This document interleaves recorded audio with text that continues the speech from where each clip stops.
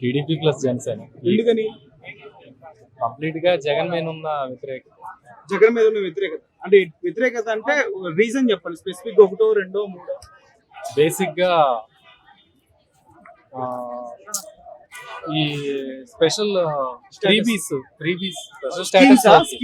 Schemes అనేవి పథకాలు అనేవి సహజంగా ప్రతి స్టేట్ లో ఉండే, వాటితో పాటు వాటిని సంక్షేమం అనుకుంటాం కానీ ఆ సంక్షేమంతో పాటు డెవలప్మెంట్ కూడా ఎంతో కొంత ఉండాలా. డెవలప్మెంట్ అనేది ఇక్కడ 0 లెవెల్లో ఉంది. వస్తున్న ప్రాఫిట్ ఏదైనా ఉంటే కూడా సంక్షేమానికి వెళ్తుంది. అట్ ది సేమ్ టైం సరిపోక అప్పులు కూడా తెచ్చి పెట్టాలి. సంక్షేమ పథకాలు చాలు, మళ్ళీ మాకు ఓట్లు పట్టడానికి వైసీపీ వాళ్ళు అంటారు. దానికి మీరేమో అది అమాయకత్వం అనుకుంటా. నన్ను అడిగితే అది అమాయకత్వం. ప్రజలకి అభివృద్ధి కూడా కావాలా, ఓన్లీ సంక్షేమం? జనాలు మరి అంత అమాయకంగా లేరన్న. జనాలకు అన్ని తెలుసు. ఇంత ముందు ఉన్న ఎక్స్పెన్సివ్స్, ఇప్పుడు ప్రెసెంట్ ఉన్న ఎక్స్పెన్సివ్స్ అన్ని లెక్కలు వాళ్ళకి తెలుసు. ఆ మాత్రం అంచనా వేసుకోలేరు. అంత ముందు ఖర్చులకు కానీ ఇప్పుడున్న ఖర్చులకు కానీ.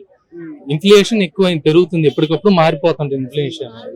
దానికి తగ్గట్టు వాళ్ళ ఇన్కమ్ సోర్సెస్ కూడా పెరగాలి. ఇన్కమ్ సోర్సెస్ పెరగాలంటే నువ్వేదో ఒక కంపెనీస్ తీసుకురావడం, వాళ్ళకి పని కల్పించడం, ఉపాధి కల్పిస్తే అది యువతకి ఉద్యోగం కావచ్చు. పని చేసుకునే వాడికి, భావం కార్మికులకి అయితే ఇసుక దోపిడీ ఎక్కువ.